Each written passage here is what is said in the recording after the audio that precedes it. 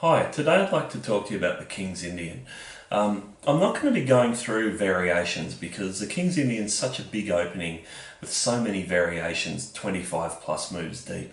We'll be here all night and you'll just fall asleep at your computer. You can do this sort of thing yourself with an opening book or a database. What I'd like to talk to you about today is some of the ideas in the King's Indian and the minor pieces and also the pawn pushes in some of the in positions which you'll get from a number of different systems. Of course, the sameish variation, you're going to get slight differences to the bayonet attack, and the Petrosian variation, you might get differences to the fianchetto variation, for example. But there are some things which are just always there as part of the King's Indian. Although I will make one little I suppose one differentiation between certain types of King's Indian positions. I'll call them for practical purposes open King's Indians and closed King's Indians. So let's switch to the board and have a look what I mean. The King's Indian defence: d4, knight f6, c4, g6, knight c3, bishop g7. Now, we play e4 usually, or you can play a fianchetto variation like this. But I'll start with e4 because it shows for the practical purposes of what I'm talking about. d6. Now, if we play the sameish variation, we're going to get roughly a closed position. If we play the main line, we're going to get, again, a closed position. And whether you play the Petrosian variation or the simple main line, which goes like this, you're going to have a closed position. What I mean by an open King's Indian is all the variations where, and whether it be in this sort of line or whether it be in a line where white's castled, where white's fianchetto the bishop, is where black plays e takes d4. So I'm going to call these an open King's Indian, whereas I'm going to call anything with a closed centre a closed King's Indian. Now, these are not technical terms.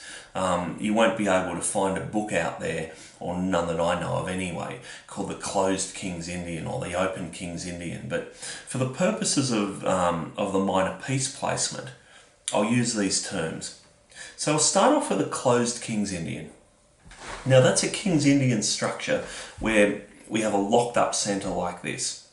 Now, in this structure, Black's main plan is, and we'll take some minor pieces off the board just to demonstrate this properly.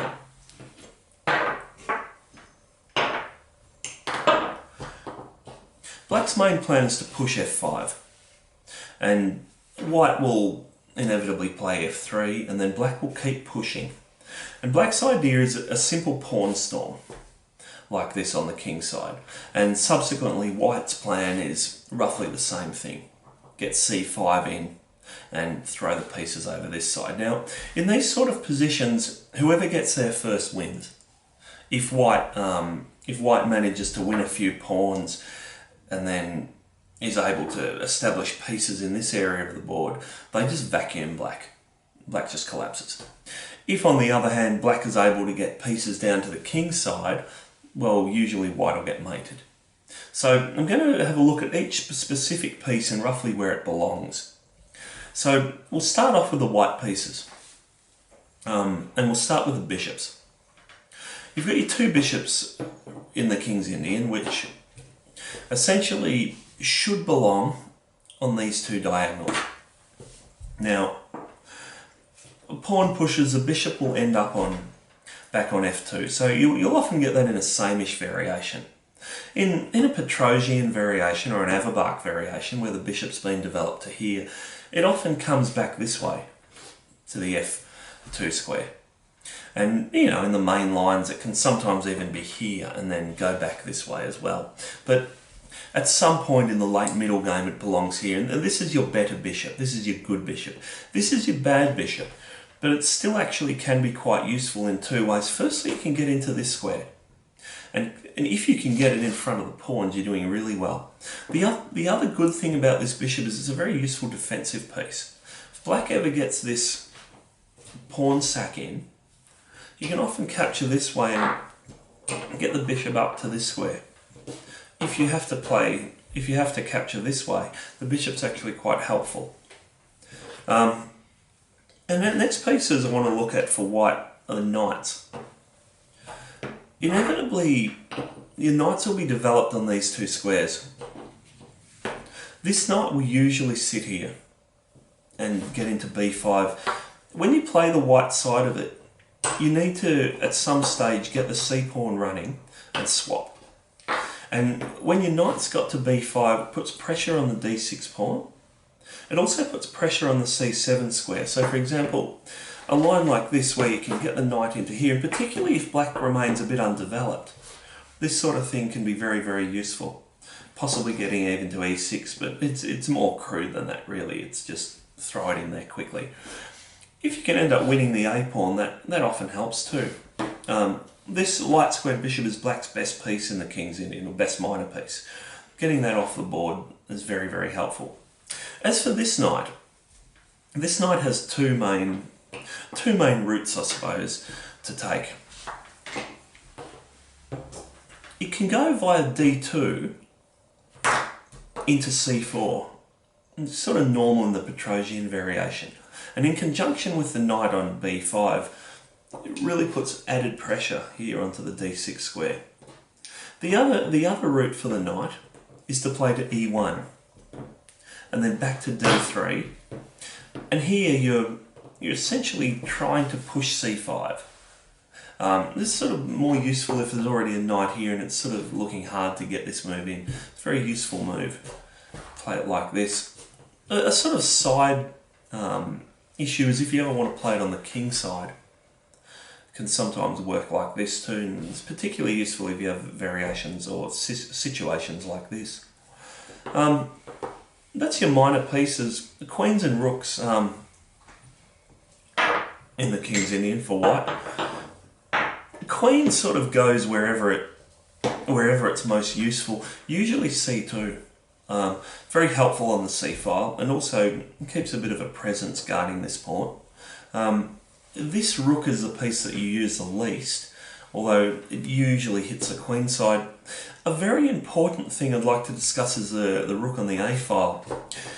When black gets a situation where they're playing for g4, a very useful rook lift involves rook a3, and in a line where black either sacrifices a pawn or pushes through, recapturing this way, you often have a very useful move, rook across to h3. So it can be a defensive rook in that it can prevent black's pieces coming in, but at the right time, if black overextends, this rook can switch itself over to the king side and you can actually start attacking with it. Of course, that's not going to happen every game, but it is a useful plan to know about. That's the white pieces. I'll go through the black pieces now.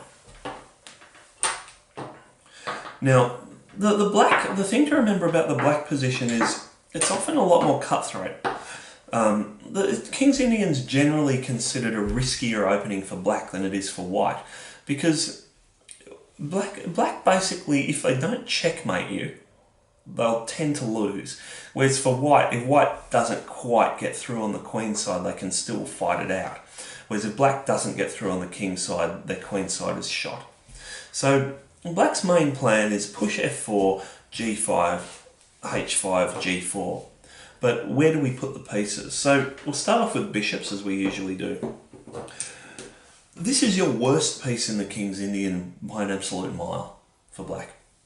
It's simply stuck in behind its pawns. It surprises me actually that so many people will think because it's the King's Indian bishop that it's always necessarily a good piece. The reality is it's stuck in behind its own pawns. If you can get this bishop out, then that's the best thing to do with it. Get it behind the pawns, then it becomes a reasonable piece. The other thing is before you push f5, maybe see if you can get it out this way. You know, that can be a nice situation. But in general, it's a shocker. It's a shocker of a piece. There's even lines where black will sacrifice something just to actually open that bishop up. This bishop, on the other hand, is a very good piece. And the reason for that is when you've got your mating attack starting, It's right there ready to get involved. Now, I'll go to the rooks next. I won't use the knights next, although I did for white. This rook works in conjunction with this bishop. Move the rook to f7. Bishop comes back to f8. Now, very useful. White's playing to attack this d-pawn, so they might be playing this sort of thing. Bishop f8 very usefully defends the d-pawn. And the rook moves to g7. This rook usually stays at home and is sometimes used as a defensive piece. It's sort of funny, you very rarely use this rook in the King's Indian. You will use it sometimes, but it's often not used. The queen will usually play to f6 and then to g6. And remember, you're getting these moves in at the same time, so in some cases you may actually be able to get the queen here. But generally g6 is the move for it. As for the knights, now you'll have one knight here on f6, and essentially that knight basically just heads toward the king side. It sometimes goes this way, it sometimes goes back this way and this way. But as long as it's going in the right direction, that's what counts. Now, the black knight depends where you've developed it. If you've developed it here to b7, then it'll roughly follow that knight. You can sometimes here, or even here. If, on the other hand, and you'll get this from variations where in the opening you've developed it to c6 and they've pushed, you'll go to e7. And in this case, the future of this knight is essentially via g6, h4. At some point, this knight will often sacrifice itself, perhaps for a pawn or for a mating attack. But this is roughly where the pieces go in the closed King's Indian. I'll switch now to what I call the open King's Indian. Oops. And that's the variations where black plays e takes d4. Now, totally different pawn structure here. So once again, I'll go through the white pieces first. Knights essentially sit a knight on d4 and one on c3. Very useful, very controlling, very dominating. As for the bishops, it depending on the variation you've played. If it's come from a main line, they sit on e2 and e3. And just useful squares in the centre. You want to dominate the position and keep space. You may play f3 or you may play f4 followed by bishop f3, as long as you're just gaining space. If you've played a g3 system, of course your bishop will sit on g2. And in this case, you'll have h3 in because of black. You don't really want black's knight getting into g4, so h3 is quite useful. And once again, you'll play for f4. You'll gain space. Rooks belong in the centre, e1 and d1, and the queen belongs on c2. It's a very useful setup. You get the pieces to these squares and you're usually doing fairly well. Black's pieces. In fact, I'll keep the white pieces on the board just to demonstrate this. The black pieces, normally the knight will sit here.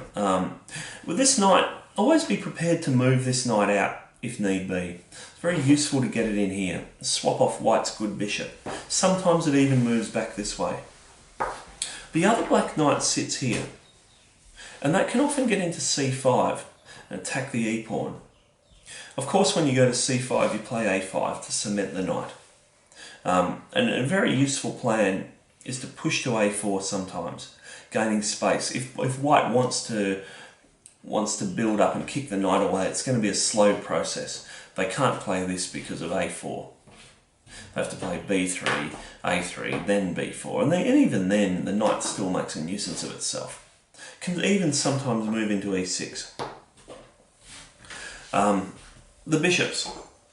In the open King's Indian, this bishop is actually a good piece. So it essentially sits on a long diagonal and causes trouble.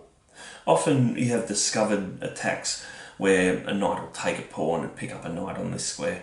Very useful stuff. Bishop's also a good defensive piece. The other bishop, strangely enough, in the open King's Indian, this bishop is less useful than it is in the closed King's Indian. although it does defend quite well sitting at d7. A move you'll often have to play is c6. You don't want a white knight sitting on d5. Now, c6 does weaken your d-pawn, and often this bishop will come back to defend it.